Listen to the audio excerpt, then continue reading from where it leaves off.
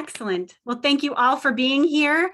And I am going to record the first half of this session. And then I think it's a nice small enough group. Whoever wants to stay on, we will stop recording. And I'd love to have a few little breakout groups so we can tell each other what might be in store or what we hope is in store for our 2022 going forward. So I will introduce myself in case none of you have met me before. Any of you have not met me yet. It's Phoebe Morad. And I am director of Lutherans Restoring Creation, a very grassroots organization of people in and of the ELCA that want to push and promote for more caring for creation in all that we do and help network one another with the good work that we're doing throughout the country and the globe. So I appreciate that this is a place that we can all meet to engage one another in some new ideas, certainly be a place to offer some support, even if it might be just listening to each other's challenges. And over the past year or so, we've had some really incredible kind of experts that have done incredible work at their home congregations, do incredible work in the world or in their little microcosm of a world. And so I really appreciate all the expertise that has been shared. But tonight is kind of back to our roots, as we used to really just be a circle of Lutherans who want to do this work in our church, but weren't gaining any traction and felt alone. That's what these connection calls were originally. They were literally our 800 number. We started a couple of years ago and just needed to support one another with what are we going to do next? Because we felt kind of like lonely instead of black sheep of the family, green sheep of the family in a congregation where we might not know what to do next. So I'm glad that there are always more and different faces on these calls, and I appreciate seeing all of you. I'm going to spend a few minutes. First off, I want to acknowledge the fact that we can't do your typical land acknowledgement because we're all on very different pieces of land. As we were coming on the call, we realized we're all standing on very different pieces of land, which is kind of remarkable, the fact that we get to be together in this virtual space. I will just let you know that I personally am standing on land that once was Wampanoag territory. And I just want to also highlight the fact that it was only a few days ago that the Wampanoag Mashpee people just got back 321 acres that were supposed to be theirs and was taken away about a year ago, but has been in contention for many years and represents less than 1% of the territory their ancestors used to care for. Less than 1% they had to fight for to get back just as a reservation. So we just want to acknowledge that, and that this that progress is hard won and kind of a constant battle. And I also want to lift that up as we're going to be accountable to each other. I know that with our congregation, we are going to be entering this new year talking about what does a land acknowledgement mean. And so I would challenge any of you who feel like you might be in a space to take on not just adding a blurb to your bulletin as to whose land you're on, but to talk about it as a group of people, even though I know it's not going to be an easy conversation. So I just want it to be a conversation before it's just some text in our bulletin. So with that, though, I invite you in the chat to, if you do know whose land you are standing on, please do, as Thor did, please do put that in the chat so we know where you are and we could know the original keepers of the land on which you stand, if you want to add that to the chat. I will very quickly kind of give you what our board of directors, Lutherans Restoring Creation, met December 18th and finally have a complete memorial draft of what we hope as Lutherans every 3 years, or it should be every 3 years, we get together as a church-wide assembly. And during that time, I do love the idea that it's a bizarre democratic process, but it's somewhat of a democratic process, I think you could call, where a bunch of people from across the country are voting on how our church is run.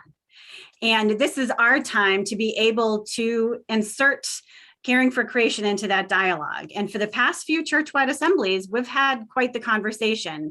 And it was 2016, right, where we were able to help pass not the divestment resolution we were hoping for, but a memorial to invest more wisely and push the financial organizations that represent us to consider more widely where our monies go. And then in am I mixing up the years now, Nancy? In 2019, we were able to pass the Earth Charter, correct? And say that we officially signed on to the Earth Charter. I'm remembering that right, Nancy? Good, good. Yeah, maybe 20, yes. Okay. Or 2018. Okay. I think it was 2018 earlier. Okay. Yeah. Right, because then we had to skip a year because I don't know, this whole year is, but yeah. And so, yeah, so going ahead, oops, hold on. I hear myself. There we go. I'll mute you, Nancy, but you can come back on whenever. So this time around, we would like to share with you something that a lot of different voices have been on. It's been 3 or 4 calls that we've mentioned it and taken in a lot of different opinions and perspectives. And I'm going to share my screen now and show you what the Lutherans Restoring Creation Board of Directors has been able to finally agree upon. Are you all able to see the actions for a just transition? Is that what's on your screen now? Excellent. Okay. So what I'm going to show you now is then, this is kind of the page that we want you to start off on sharing with your congregation. This has a how-to as to a lot of people in our pews. I know I had no idea. A memorial was basically, when somebody died, you go to their memorial. Other than that, I had no idea what this inside language was. So starting off at this page can help you understand what a memorial is and why it might be important that we share some new ideas with our churchwide assembly. So bigger picture, what we're asking our congregations and those in our congregations to think about is how we can act for climate justice rather than just sharing the scary stories. How can each of us feel empowered? We want to remind ourselves that our role can be to advocate, to model, and to practice. And so having this sample memorial is just one piece of the bigger picture, and that is the advocating piece. And so this sample memorial is just a piece of the larger role that we all have to play as part of church. So diving into that advocating piece, we do have some background material here that will just help people understand what is a memorial and how do we get it through to churchwide. It's basically a lot of churches asking the churchwide assembly to consider something. So you can look at that at your leisure. What it is would like to put forth by, and again, if instead of having, 65 different synods, put in something with a lot of different words, as Lutherans Restoring Creation, we thought it would be more powerful if we could have, a few memorials coming into to the church council that looked at least somewhat similar with a similar message. And this is that message, calling for a just transition to 50% reduction in greenhouse gases by 2030. So again, this shouldn't be news to you. This is kind of a common theme through a lot of the circles that we find ourselves in. But there were a lot of different voices that came together, making it clear as to where we were coming from and staying tethered to our roots. So all these, somewhat boring when you see a whereas, my mind kind of goes blank. However, what that means to me is that we already agree on all of these whereases. We have said these things in the past. All of these are tethered to either what we say as people of God, we reference scripture, what we've already signed off on in saying, yes, we agree with the Earth Charter, and things like the fact that we already want to acknowledge the fact that Indigenous peoples who make up less than 5% of the global population protect over 80% of biodiversity. So these are things that just kind of put everything in perspective. And then move on, are supported by footnotes. Some people are really into the footnotes. We wanted to be sure those were there. And they're helpful for learning more about a statement if you wanted to learn more. The whereases then lead to what we're asking for specifically is to support the fact that our ELCA is already doing this, and we want them to continue, especially advocating for greenhouse gas emission reduction by at least by 50% by 2030. We also want to resolve that we continue to equip and encourage congregations, synods, and ministries to advocate to reduce. We want to especially encourage congregations and synods to advocate for a just transition away from greenhouse gases, where at least 40% of that funding can go towards projects that directly benefit Indigenous, Black, people of color, and communities impacted by poverty. And that the ELCA churchwide will support these actions through investments, through putting our money where our mouth is. So I'm giving you a very brief overview and some of the highlights. Another highlight that I did want to lift up is the fact that we're asking congregants, rostered leaders, and bishops to be encouraged to further educate themselves, and lifting up loving your neighbor in response to the climate emergency through preaching at least once a month. We know we've heard from a lot of behavioral data in the social science world.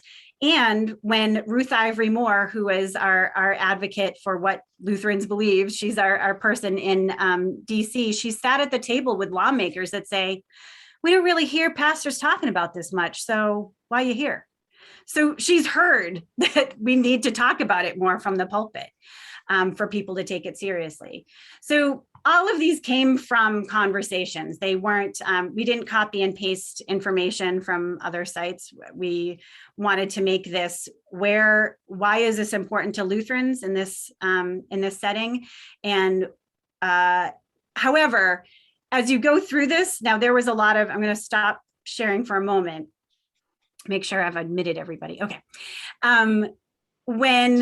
When we share these with people, we understand that you're going to take this to your church, you're going to take this to your congregation, and they might have issue with 10 of these words. Go ahead and talk about it. Change it if you like. These, what we send you, you can certainly edit, but understand that part of this is so that you're not starting with a blank page, but you're also not going to submit something that's totally different and will have 65 different things going into churchwide, and then there's not one thing to talk about. But the real premise of this is to make sure that you have something to talk about, and that you're not starting from scratch. So I hope that makes some sense as well, because half of this is simply educating each other and having a place to start in conversation in your church councils, which, if it's anything like our church council, it's not a homogenous group of people. So going back to where, share my screen again. Going back to why it is that we do these, it's to advocate. It's so that our church can say, oops, I haven't shared it yet. There we go. You can see how you can act for climate justice. That's back up. We're good. You can see that. Okay, thank you. So the idea with, I think there's a lot of contention as to what's the point of all these words, because we do have all of our work is based on a creation care statement from 1993, which if you ask most of the people that you're in the pews with, they might not know that we have a social statement, but it still makes a difference. It's the reason why Lutherans Restoring Creation is here. It's the reason why some people came to our church. It is a whereas statement that is linked to our further action. So this is why we have memorials and ask people to vote on them. But why would you as a church, and why would you as an individual get to put this in front of churchwide assembly? That goes to the second 2 points, that you need to model and make sure your church is doing something along these lines, and that you yourself practice. If you're bringing this to your church council, you better be ready to explain, how are you living yourself as a personal disciple of this caring for creation in the name of God. So that's where these other things come into play. And I hope that you don't necessarily feel like you have to bring this to your church council, have them sign it, and then walk away. That these 3 things go hand in hand, and none are more important than the other. That you're advocating, you're modeling, and you're practicing. So that is our ask, our Lutherans Restoring Creation ask for you for going forward this 2022. I'll stop sharing again because I'm sure that there might be questions. And I want you to know too, however, that there are lots of different ways in your context that you will find this will work. And I hope that you move like water and recognize that where you see the passion in your congregation, in your synod, if you see more of a passion in another church nearby, go visit them more often and bring this to their council.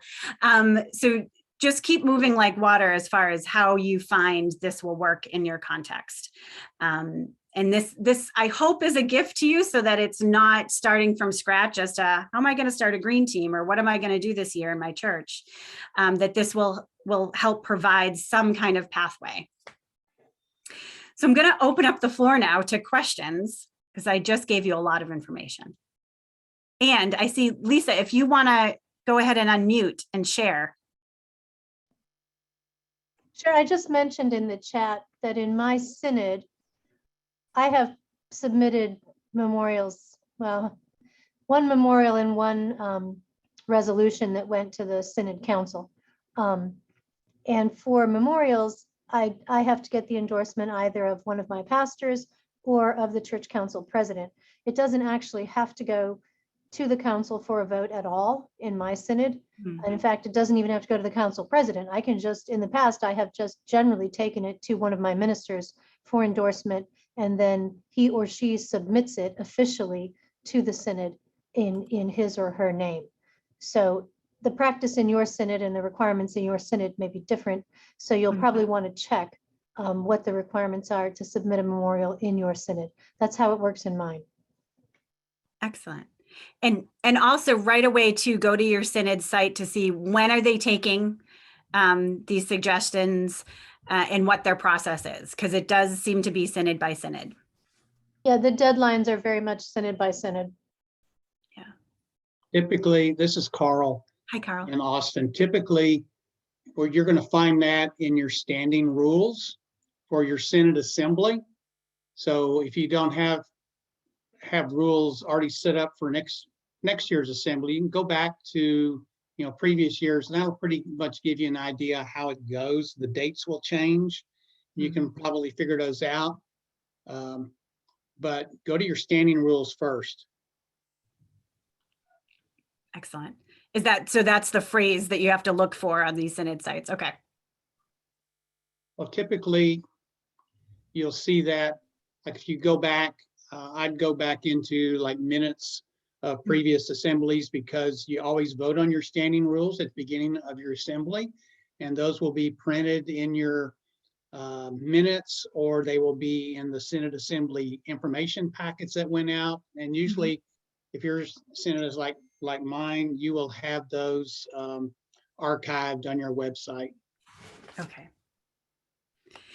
And I have a question for all of you. I know that in our New England Assembly, we didn't have the chance this year to submit anything, but I believe we will this year. And what does it look like for those of you who have had assemblies that are virtual or a hybrid? I'm used to asking people, hey, at least make sure you have a table, get a workshop in there, like figure out some way to at least bring this information. Whether you vote on it and pass it or not is only half the point. The other half is to get this conversation out there. What other ways are you finding in this new territory to share the information that this memorial brings with it and start the conversation beyond just the synod assembly? What has worked for you all? Please somebody have some good example. Anyone? I haven't done this during COVID, Phoebe. I mean, I sent a resolution to Synod Council, but that's different than a memorial. So the last time I did a memorial, it was pre-COVID. Gotcha. Well, I do happen to know that the Maryland Delaware Synod has continually done a lot of work, and they were asked to make a video. So they were asked to make a video. A lot of information I feel like has been shared via videos that were predetermined and submitted. So instead of a lot of workshops, there were videos. So I do know that that is one way to go. I also know that as Lutherans Restoring Creation, we're able to offer you a lot of material. So that is something that you can pull from if you're asked to submit anything or any material to lift up. And I also think that if you want to look back in our kind of treasure trove of different ways, pull stuff from our site, pull stuff from our past connection calls. What is going on already in your synod that people are passionate about? Is it feeding? Is it feeding ministries? And think about how is a layer of gardens, and how can you integrate the Caring for Creation ministry with a ministry that already has traction, and how can you help support that and vice versa? Yeah, Myra. Yeah, hi, we how are had ya? we had the bishop. We kind of did a little talk for him, scripted out, and had the bishop do that. And we sent it to, congregations, and I believe it was shown at the Synod Assembly. Yeah, and I am curious as to, is there any chance for back and forth? Like, how do you know that was seen? And you can see a number as to how many people saw it, but. Well, I know we did another video for Synod Assembly with all of us on the creation care team. And someone someone that I knew called me to get more information about some of the resources that I talked about and the resources that the church had used. So I did get a phone call from someone. Okay, good. All right, that's good. Yeah, Robert. Go ahead. Up in southwestern Pennsylvania, we have a group in our Church and Society Committee that deals specifically with creation. It's a creation corner team.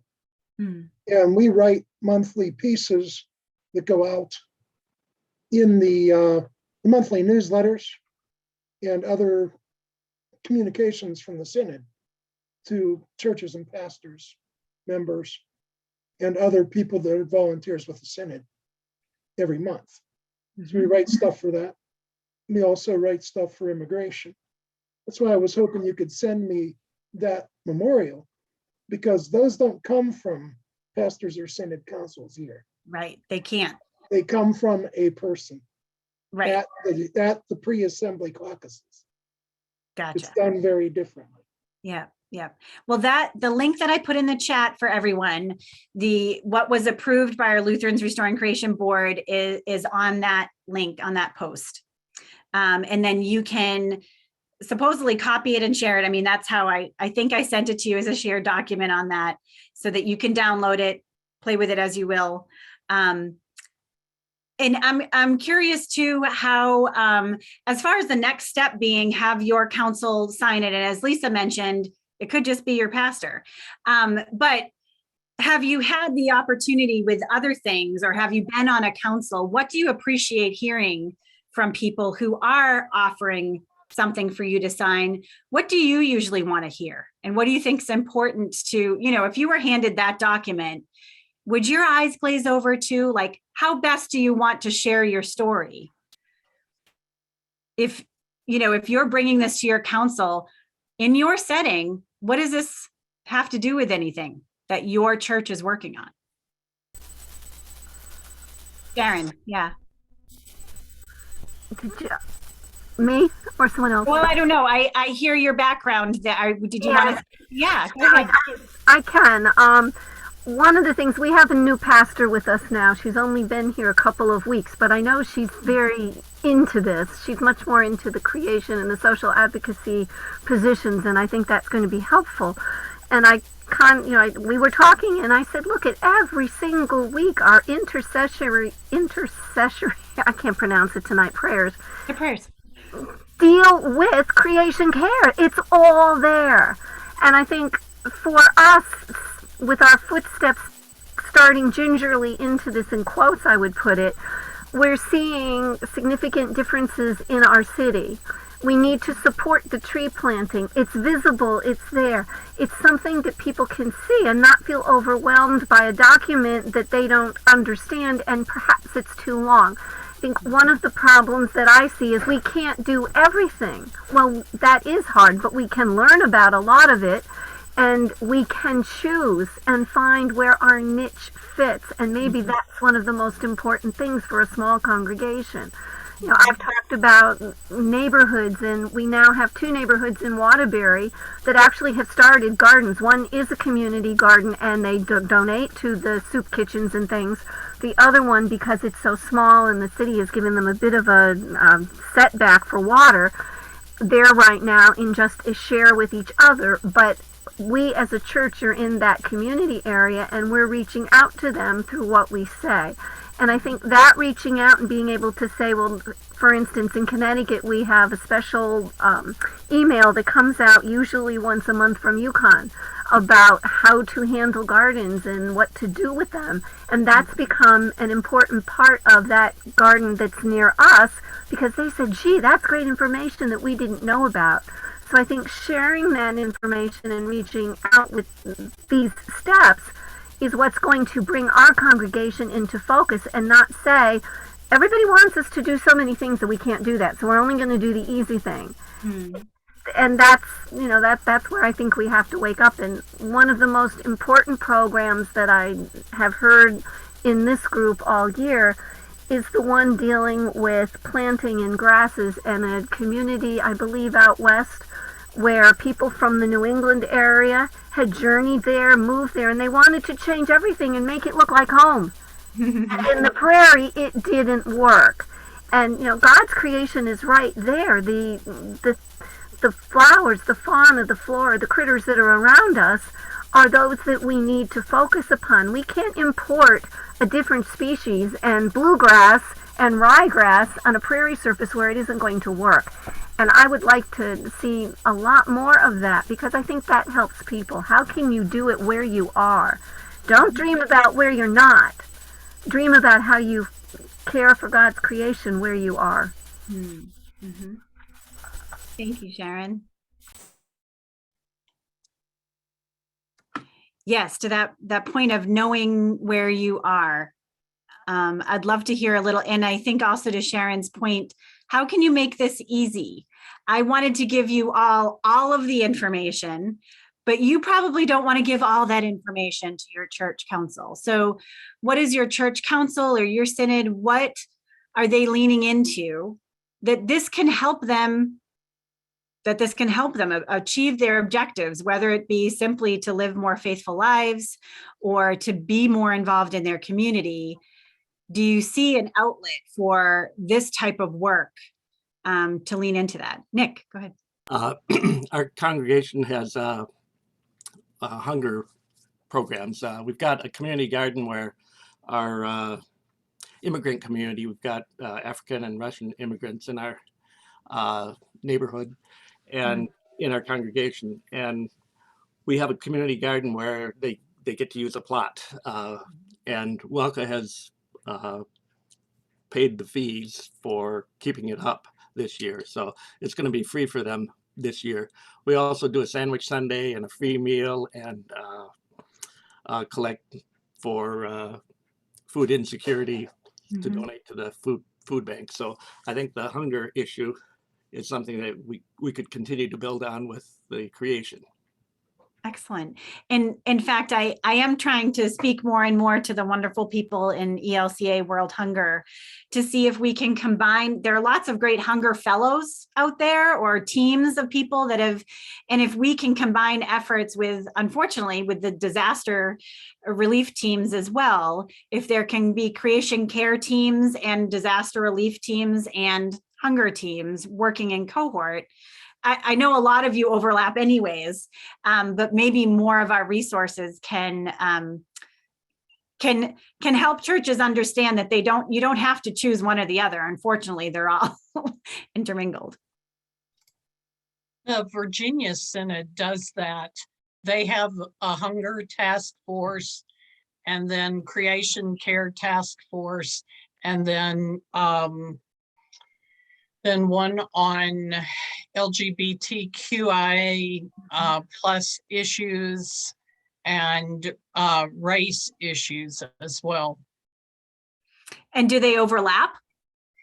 There are people who will serve on a couple of them, but they are under a group called Tapestry. It's just Okay, yeah, called yeah, Tapestry. So it's like the fabric of ministry is tapestry. gotcha. Oh, I like that. That's a beautiful way to think of it. But also too, sometimes I wonder, is it just the same people because it's church and it's always the same 5 people that do everything? Or It really isn't. And Good. each one of the various areas has a clergy and a non-clergy working together as coordinators. excellent.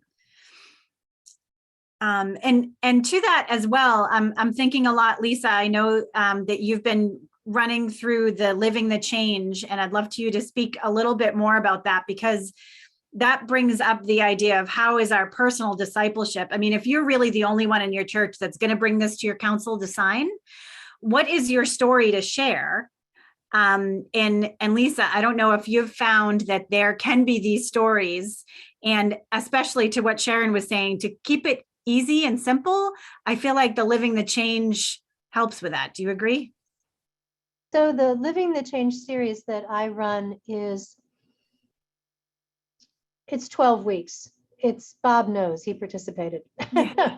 And the goal is for all the participants who stick with it to actually develop a plan on how they will, at minimum, reduce their carbon footprint by 5% this year. And then they'll learn through going through the class how they can do the same assessment each year so that they can reach a 45% reduction by 2030.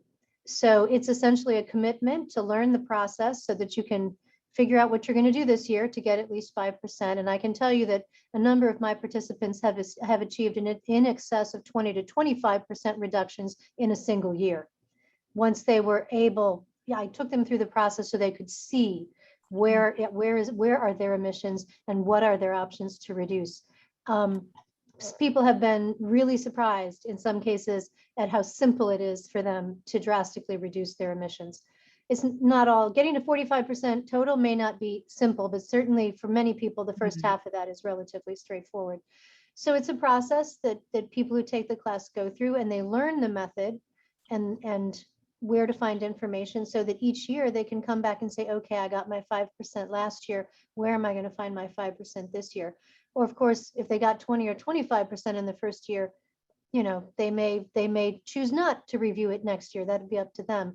But they all come into the class, and I make it clear that the goal is for them to learn how to do these reductions in their personal life so that they can meet a 45% reduction by 2030. That is the stated goal. And just to add to that, one of the things that I would like to work on developing this year is a program for churches, because I've been doing this for individuals and households. And I recently gave a presentation on how churches could approach climate mitigation, climate adaptation, and climate resilience. And I would like to turn it into a guideline, but I only have limited time. So if there's anyone on this call who would like to work with me on creating said guideline, I would love to work with you, because I have, you know, the presentation and I have an outline of what would be included, but to actually write up a guideline would take a fair amount of effort, and I would need someone who has a little time and would like to help me. So I'm putting it out there because I really think it's sorely needed, because what I get from people who come to this is they frankly come in saying, there's no way I could reduce my footprint by 45%. How could I do that? I'd have to totally change my lifestyle. And they leave the class saying, I can't believe it was that easy. I can't believe it's going to save me money. I can't believe, I mean, so it really takes the fear out of it for people, that this is not some insurmountable hurdle. That actually one lady got a 10% reduction in just buying carbon offsets for her flights that she took. And those are cheap. It's usually a few bucks per flight. It's almost nothing. And it was a 10% reduction for her. So it really takes the it reduces it from what looks like an insurmountable mountain to an approachable problem. And that really helps people because people are scared. I mean, I've gotten this reaction in presentations when I talk about the goal needs to be a 45% reduction by 2030 per the scientists. I've gotten the reaction. People aren't going to be willing to, change their lifestyles and live like, people in caves. And I'm like, don't think that's necessary. So, but until people actually start approaching it with a bit more rigor, they're afraid. They're afraid of what it means. I think what I've heard too that's important about some of these programs that help you think about your impact on the rest of the world, it also helps understand a sense of perspective. So I just put the link to the Living the Change. Lisa has her class, which I think you just finished recently, right? But there also there's a broader program, the Living the Change, run by Green Faith, that if you wanted to do independently, you could. But it does help you understand just how many more planets the typical American uses than other people across the globe, and also too that we all have very different roles to play, in making an impact. And unfortunately, those of us who have had more of an impact can also make more of a change. And might have more of an obligation to make some of those changes. And that point also goes to the larger congregation. So I also just want to emphasize the point too, that programs like Energy Star, some of the free programs, and there are a variety of them, for you to ask your congregation to take this pledge to reduce their impact. The bigger the congregation, the bigger the impact as well. And more money you can save and share for feeding ministries and et cetera. So Phoebe, I'll run the course again, starting in the end of February. I haven't finalized the dates yet, but it will start again at the end of February. Great. And we'll put it on our events page And too. if you can't make it every week, that's okay. There's nobody who's ever attended this 12-week class who's made it every week. Awesome. But to have accountability partners, I'm sure really helps. Oh, great. Thank you, Bob. For the program showed me that even though I already have lower usage than most, I still had room to move. So yes. So excellent. I'd love to, if anybody else has anything else to share with everybody, please do. But I would also like to leave a few moments for us to go into a breakout group, even though I have to admit, I've never done this before. You'll be my guinea pigs for doing breakout groups. Is there anything else that anybody would like to share with the large group? Sharon, is that your hand? Oh, Ron, is somebody else talking? Yeah, if I'm just going to let Ron go ahead first and then over to you, Sharon, okay? Yep. Go ahead, Ron. I just wrote a book. Yes. That could be used as a study book in congregation. Is this backwards for you, or is it? No, it looks good. And I'm going to send a link too. Okay. It just came out in October, published by Whiffenstock, Amending the Christian Story, the Natural Sciences as a Window into Grounded Faith and Sustainable Living. It's on Amazon or Whiffenstock or whatever. Yeah. Anyway, I guess what it does is weave into our deeper theology as Christians, as Lutherans, and maybe we have some things right, and maybe we don't have some other things not so right. That leads us to the reality that Christians are doing as much damage as anyone in this world. What haven't we understood about our own story?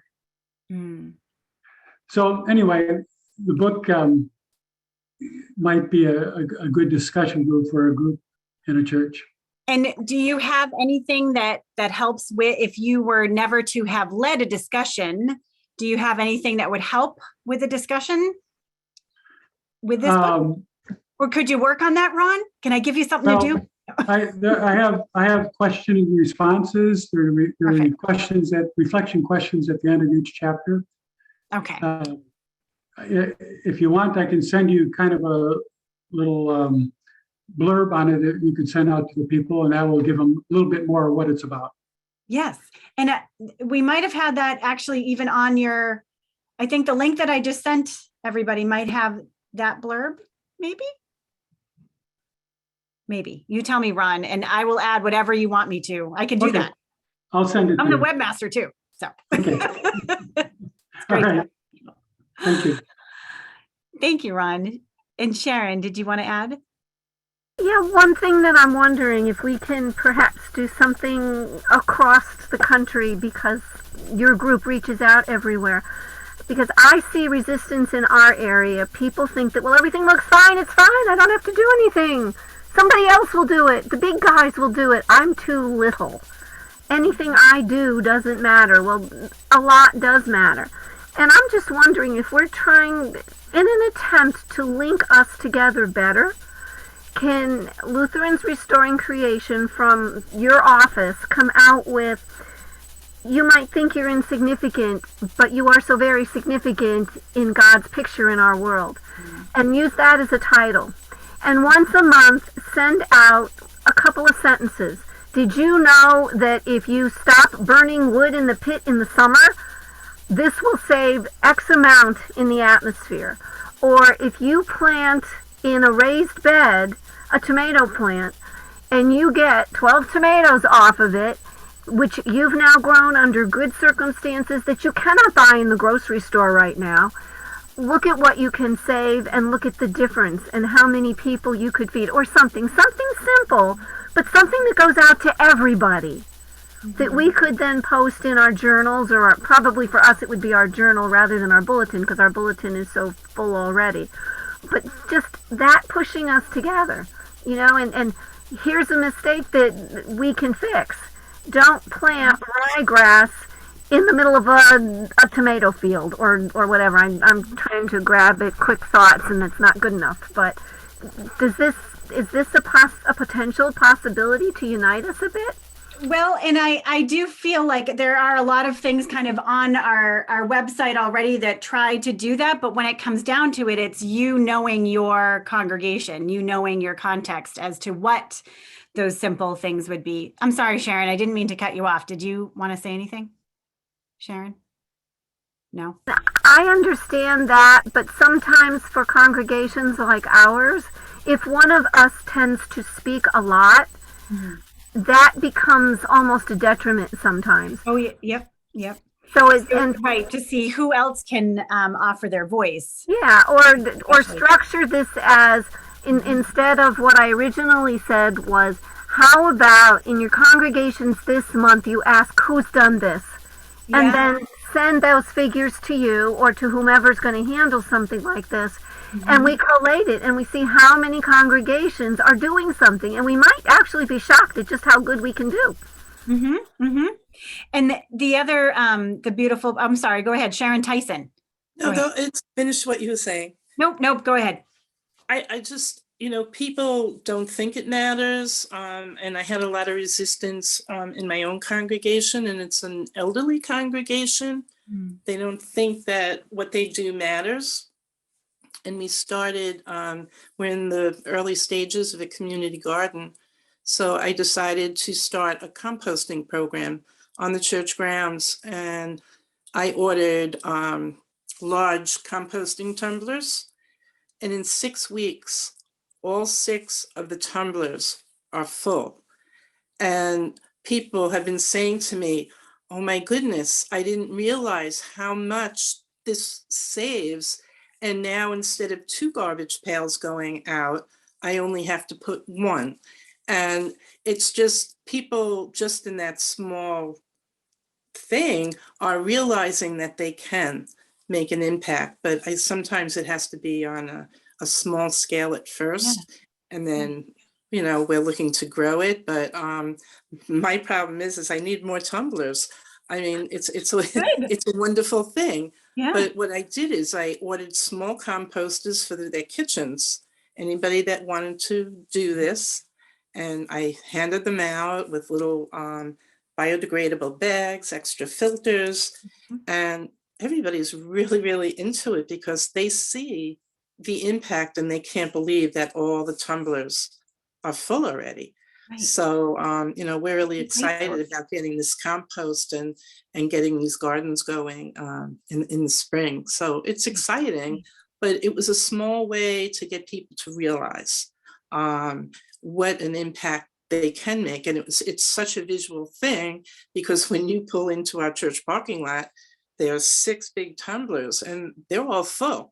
So it's a wonderful thing. And it was a small way, but it made my congregation realize that they can make an impact, and together we can make a bigger impact. And thank you, Sharon. And what you really open up is the idea that you needed to invite people, because they're not going to necessarily find this stuff. You need to invite them and encourage, and no one else other than someone in their congregation was going to be able to do that. They weren't going to read the next book by Bill McKibben. They weren't going to get online to sign up for a class. You invited them, and that's your difference. And that all of you, I just want to encourage the fact that there are lots of experts. I'm always impressed by the amount of work certain people can get in, but there are people in your lives that are only going to listen to you because they happen to know you, or they might not even listen to you, but they're watching you. They're watching. Yeah. Yeah. So Nancy, go ahead. Thanks. So I'm just thinking about Edward O. Wilson, who died just a couple of days ago, the great scientist who studied ants, and then also Thomas Lovejoy, who coined the phrase biological diversity and worked in the Amazon and took political leaders to the Amazon to really help people who are leaders wake up to biodiversity, wake up to the Amazon, to kind of be enlightened.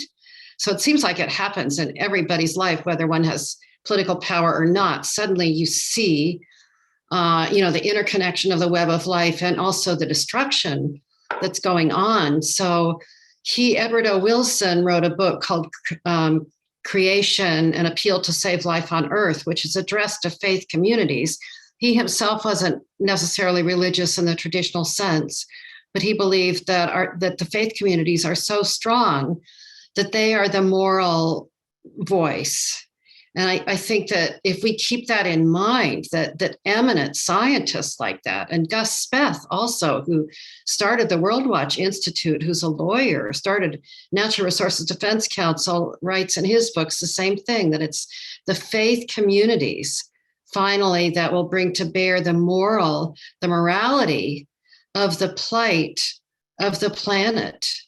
And so it's a combination, and I don't think we necessarily get it right. I think we stumble along. It's a combination of bringing facts to people, plus emotions, like the question of, what was it like where you grew up, and what does that landscape look like now, that kind of thing, plus facts, plus the resolution that we can all bring for our Synod Assembly is in June, so it needs to start now in our churches. So that's where I'll stop. Thank you. Thank you, Nancy. And I did want to lift up as well, and I appreciate the fact if everybody's happy being in this circle, that is wonderful. And I think we have a close enough circle that we don't need to do a breakout group and everybody can hear each other's intentions or at least suggestions. One thing that I just want a challenge that I want to leave you all with. I've been very grateful to, with my other role with Pacific Lutheran Theological Seminary, I've been able to be a learning guide with a certificate course for people in climate justice and faith. And we really try to emphasize the fact this is a certificate that's supposed to only take people 2 to 3 hours a week, right? So anything to do with this huge issue, just 2 to 3 hours a week. We try to figure out, okay, what are the 3 components that you need to always be thinking about? And if you break it down to your mind, your hands, and your heart, we're trying to say that 1/3 of your time, absorb new information, be a lifelong learner, never stop that skill building of learning. And then with your hands, though, remember to reach out and find a community of kindred spirits that can be your community, that can be a community of learners, that you have a support system. Right now, I'm looking at my support system. You all are my support system. But kindred spirits who you can connect with, keep learning with, and challenge each other and be accountable to one another. But then that third part that is just as important as the other is to be sure that you're building your own spiritual strength. So that, especially for those of you who work in ministry, I know that deciphering those things is really difficult, I imagine, because you're always spiritual. You work in a church. But to be able to feed yourself and know that you're building up your spiritual strength all the time, that idea of putting on your oxygen mask first before being able to help others. For anyone doing this work, we've just talked about a lot of overwhelming stuff, and you've had all these ideas. And rather than being focused on what the outcome is going to be in 22, if you can focus on those three things, what are those three things or three practices that you're in charge of? You're in charge of you reaching out to a community, you taking in the knowledge, and you having a relationship with God. How are you going to do that in 22? And if you want to share ideas in the chat or share personally ideas that's already come up, but when you make your resolutions, please be sure you think of those three components to do this work, and not focus on what you're going to get your church to do, because you could get really frustrated that way, I imagine. And if I can ask too, can anybody think of anything that you pledge to yourself, even if it's, I don't know, eating better, whatever? Can you give us any examples of things that you said you would do last year in your resolutions and you did? Does anybody make resolutions anymore? Does anybody remember last year anyways? So Phoebe, I have one. Yeah, good. Lisa, go. So I started a couple of years ago attempting to completely redo my investment portfolio to move to sustainable investing. And I created a 3-year plan. And in 2020, I accomplished all of the goals that I set for the first year of the 3-year plan. In 2021, I'm hoping in the next couple of days to finish the last of the investment moves to accomplish the plan for the second year. The third year is going to be the toughest, because that's where I get to the highest level of sustainability with my investments. That next year is going to be challenging, but that's the third year of my 3-year plan. So I just felt that my financial investments needed to reflect my values and that I needed to take action. So I created a plan and I executed the plan. Excellent.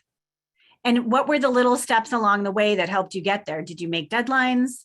What worked? Well, I didn't make deadlines outside of yearly deadlines. So I went and assessed my entire investment portfolio and how sustainable or not sustainable each of the investments were. And then I decided, okay, in the first year, I'm going to get to investments that are all rated at X or better. So then I could go in and see, okay, how many does that mean I need to sell and reinvest in something else? And then I spent the time to find the new investments where I could move the money that would meet the metric for that year. And the 3-year plan basically was just raising the bar each year. The first year, my metric was X, the next year is X plus 10% or whatever, and the final year is at, basically top quartile performance from an ESG perspective. So it is a fair amount of work to do this. I mean, going through and reviewing what you have and flagging the stuff that doesn't meet is easy. Finding the alternative investments, that's the time-consuming part. And then, of course, you have to go in and actually sell the stuff and then reinvest, which doesn't take that much time. But it was basically, the assessment was the first piece. Look at everything I have and how sustainable or not sustainable is it. Then set goals for each year and flag the ones I need to sell, and then spend the time to find new investments that meet whatever the standard is that I'm setting for that year. Wow. So that is a much more detailed plan than I had. I have to admit to you all that I wrote stuff down with my family. We all had different colors, pieces of paper. We put them on the board. I wrote down way too many things, but I got to 3 of them out of my 20. But I think that writing them down with other people that was on display helped me achieve at least a handful of them. I wrote mine down too, but it was just, I wrote down the plan in a document, right? I didn't Right, share with right, anybody right. else, but Aha. writing it down, I have to document what I'm going to do, right? Right, right. So, And any other examples of pledges to yourself or others that worked last year? Nancy? Yeah, our watershed, the Lake Champlain Watershed Stewardship Manual, which anyone can download. My small one was to make it available on my signature, Pastor Nancy Wright, the signature and my email, so that anyone could download the PDF. And so I welcome anyone on here to, I can pop it in the chat, to work on our watersheds, which is definitely a way of looking at environmental justice, looking at the history of watershed use, and helping us understand how to worship within our watersheds. So I made it quickly available as a PDF. That is. One of the Just things we because- did, Go ahead, Ken. sorry. So one of the things we did over at Faith in Cambridge was we were trying to figure out a way to try and make a greener perspective. And with Phoebe's wonderful website, we were able to find AECOM and Energy Source. And we had about, just sub $20,000 worth of LED lighting installed throughout the entire church facility. Every bulb in the entire church was changed. Even the hanging ones in our cavernous sanctuary, which took a lot of planning to figure out how to get in between the pews to get to these highlights and get these huge bulbs out. Point being, we lowered our electrical cost factor by at least a third. And do you know how much it cost after we looked at all the foundation costs? Donut. It was $0 out of our pocket. So here was a wonderful program that saves us a third on our electricity bill. We were able to get brand new lighting. Everything works. No bulbs need to be changed. We had fixtures that have a service life of 10 years being on all the time. So we're not going to have to change any of these lights for at least 10 years. And so, you know, the benefit was that obviously we got some great lighting, but what it really did was started people thinking about the fact that, you know, making change isn't necessarily a hard and difficult, life-changing thing. For me, it was a question of scheduling people to be able to open up the church to have the installers come in. But what it did was we started looking at, okay, well, maybe we can look at some of the facilities. We have our, you know, utilities inside of our mechanicals, the refrigerator, the stoves, you know, maybe turning down the temperature on that, initiating the compost bucket. And all of these small changes started with that snowball from that process of doing something that was just a call. So one of the things that was very helpful for us is to acknowledge Phoebe and all her great work, puts those ideas in your head, but just going out and following through. And, you know, for us, we hit the perfect space when it comes to the fact that the programs all aligned that gave us such a wonderful improvement. But it was really very easy, and what it does is set the flavor. So my challenge now is I'm working with another congregant. We're trying to figure out green policies. We've been doing some activities to get people to come out there and get involved in the community here in Cambridge to do pickups and cleanups. But it really has been impressive. And, you know, we made a big change by just following through with some of what Phoebe was suggesting with her stuff. Wow, Ken, what an awesome story. Thank you. Okay. Oh, Robert, go ahead. To go along with Ken's, First Evangelical Lutheran Church here in Greensburg also redid all of their lighting to LED. And you're absolutely right, 30% change.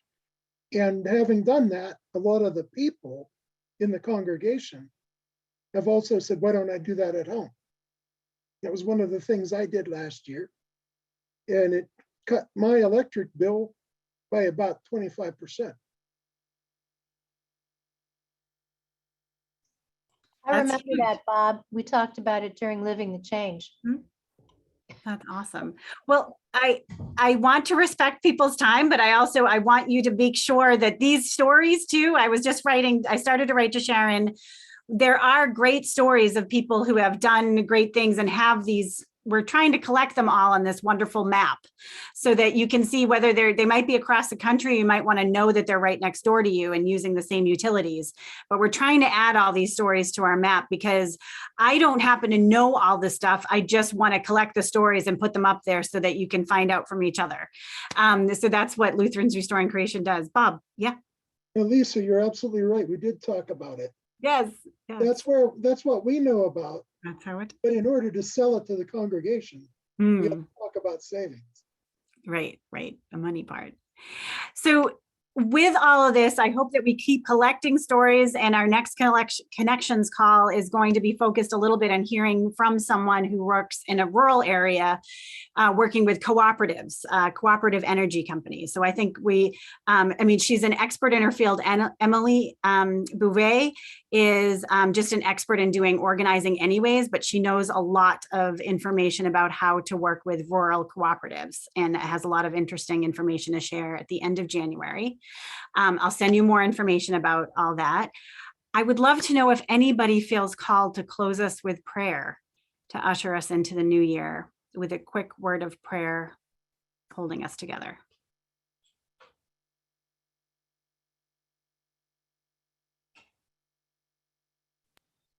You've heard enough from me. Ken, how are you doing? Gracious God, thank you for this opportunity for us to do your will, to be able to be stewards of your creation.